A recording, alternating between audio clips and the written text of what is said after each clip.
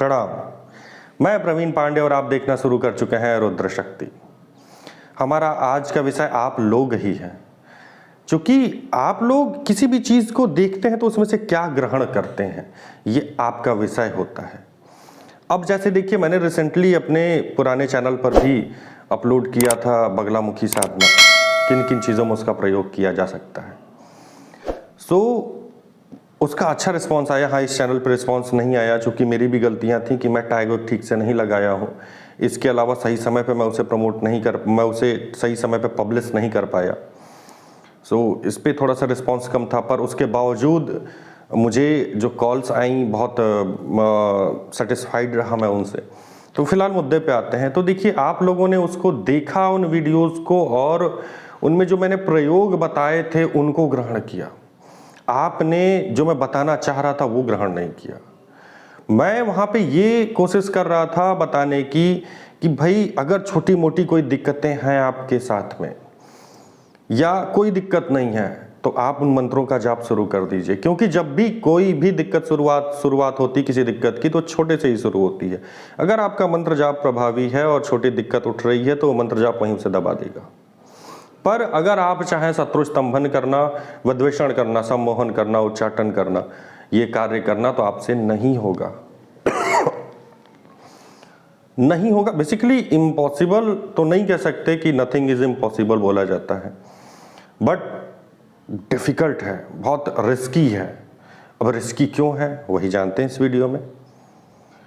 देखिए, रिस्की इसलिए हो जाएगा कि जब भी आप मंत्रों का जाप कोई अनुष्ठान कर रहे होते हैं, आपको क्या लगता है कि आप 4 लाख मंत्रों का जाप करेंगे और शत्रु स्तंभन हो जाएगा?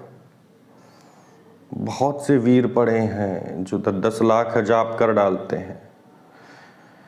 देखिए, सिंपल सी चीज कि आपने पुरस्चरण किया है अथवा ब्रह्मचारी हो, आपने कोई महाविद्या की साधना की हो, अथवा आप कोई भैरव की साधना किए हुए हो, कोई भी एक साधना किए हो, कोई यक्षिणी साधना किए हुए हो, सबसे छोटी अप्सरा साधना ही किए हुए हो, तब तो सफल होने के चांसेस बढ़ जाते हैं, नहीं तो चांसेस नहीं है।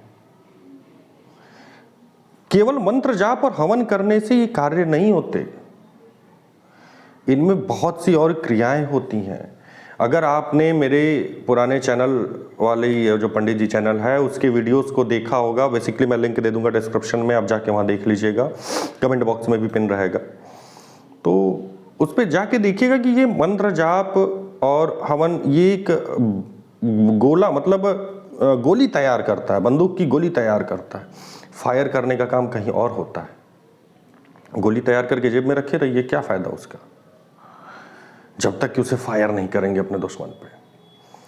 तो वो उसको लॉन्च करने का काम ना कुछ और ही होता है। वो पूरी तरह से तांत्रोक्त विद्या हो जाती है और वो सोशल मीडिया पे इस तरह से व्याख्यान उसका नहीं किया जा सकता। सम्मोहन ही आपको, अगर छोटा सा सम्मोहन करना, विद्वेषण करना है, सम्मोहन या विद्वेषण दोनों ही लगभग एक प्रक्रिया हो जाएगी। अब आप खुद सोचिए कि इनमें 2 पुतले बनाए जाते हैं, 2 फोटो होते हैं, जिनका सम्मोहन करना है उनकी फोटो होगी, जिनका विद्वेषण करना है उनकी फोटो होगी। पुतले रहेंगे। अगर विद्वेषण करना है तो अलग क्रम में उनके पुतले रखे जाएंगे, सम्मोहन करना अलग क्रम में उसके पुतले रखे जाएंगे, विद्वेषण करना है तो अलग उस पर आहुतियाँ दी जाएंगी, सम्मोहन करना अलग आहुतियाँ उस पर दी जाएंगी, पुतले पे दी जाएंगी, उस पर आवाहन होगा उन व्यक्तियों का, बहुत से देवी देवताओं का आवाहन होगा, बहुत से पिशाचों का आवाहन उस पे होगा, डाकिनियों का आवाहन होगा। आपको क्या लगता है कि ये बिना इनके कोई कार्य किया जा सकता है? नहीं, ये माँ के गण होते हैं, ये 10 महाविद्याओं के गण होते हैं। जितने आपको भूत प्रेत पिशाच राक्षस ब्रह्म राक्षस डाकिनी शाकिनी बेताल जो भी दिख रहे हैं ये सब गण होते हैं। तो इन गणों को संगठित किया जाता है, जो उपयुक्त गण है उनका आवाहन किया जाता है। महाविद्या के सामने ये उन्मुक्त नहीं रहते हैं, वो महाविद्या के आदेश का पालन करते हैं। वो कोई भी महाविद्या हो, माँ धूमावती हो, बगलामुखी हो, छिन्नमस्तिका हो, अथवा कोई भी हो, तो उनके आदेश का पालन करते हैं। जब उनका आदेश होगा उस तरह से वो क्रिया करते हैं। जब हमारी ये क्रियाएं हो जाती हैं, मंत्र जाप सब कुछ हो जाता है, उसके बाद तांत्रिक प्रक्रिया से हवन उसमें किया जाता है। हवन करने के उपरांत भी एक हवन होता है।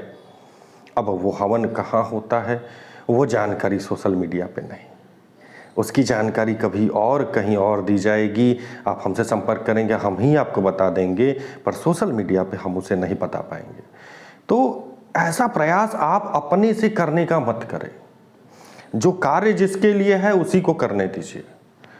अब आप खुद ये समझिए कि आपको कहीं चोट लग गई, आपका हाथ टूट गया, आप आँख वाले डॉक्टर के पास तो नहीं जाएंगे ना, या दांत वाले डॉक्टर के पास तो नहीं जाएंगे ना कि भैया हाथ टूटा है प्लास्टर बांध दो। कहेगा भैया मैं दांत का डॉक्टर हूँ।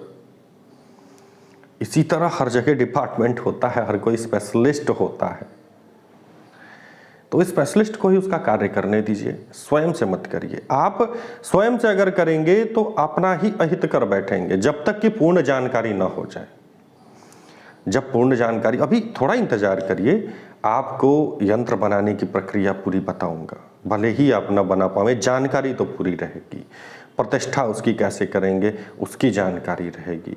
प्रयोग कैसे करेंगे उसमें से सबकी जानकारी नहीं, लेकिन कुछ की तो जानकारी मैं दे ही दूंगा, हर एक की जानकारी दूंगा। पर इसे जानकारी मात्र बनाए रखें अपने पास, एक ज्ञान का भंडार अपने पास रखें। उसका प्रयोग जब आपको करना होगा तब करिएगा। अभी आधी अधूरी जानकारी लेके 30 मार खा मत बनिए, आप अपने लिए ही मुसीबत खड़ी कर बैठेंगे। पता चला कि आपने आवाहन कर दिया विद्वेषण का अनुष्ठान, आपने इधर उधर से नेट से सब यूट्यूब से सब अपनी चीज़ें इकट्ठी कर ली, जानकारी इकट्ठी कर ली, सामग्री बाजार से गए लेके चले आए और अनुष्ठान कर दिए, आवाहन भी कर लिए।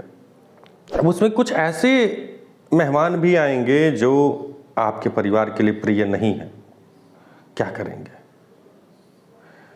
फिर से यूट्यूब खंगालेंगे, गुरुजी पीछा छोड़ाइए, काहे कर रहे हैं भैया? ठीक है, खर्चीले प्रोग्राम ये होते हैं, खर्चीले अनुष्ठान होते हैं, नहीं कर पा रहे हैं तो मत करिए, गुरुजी से संपर्क कर लीजिए, कुछ न कुछ रास्ता तो निकल ही जाएगा। स्लो रास्ता ही निकलेगा लेकिन निकल जाएगा। लेकिन स्वयं से जो कुछ बचा खुचा के रखें उसको भी व्यय करने का रास्ता मत बनाइए। तो आज के लिए इतना ही। कोई फिर भी आपके मन में डाउट हो तो आप मुझे कमेंट करके पूछिए, व्हाट्सएप नंबर है उस पर पूछ लीजिए, मैं आपका जवाब जरूर दूंगा। आज के लिए इतना ही, मिलते हैं फिर अगली वीडियो में, तब तक के लिए।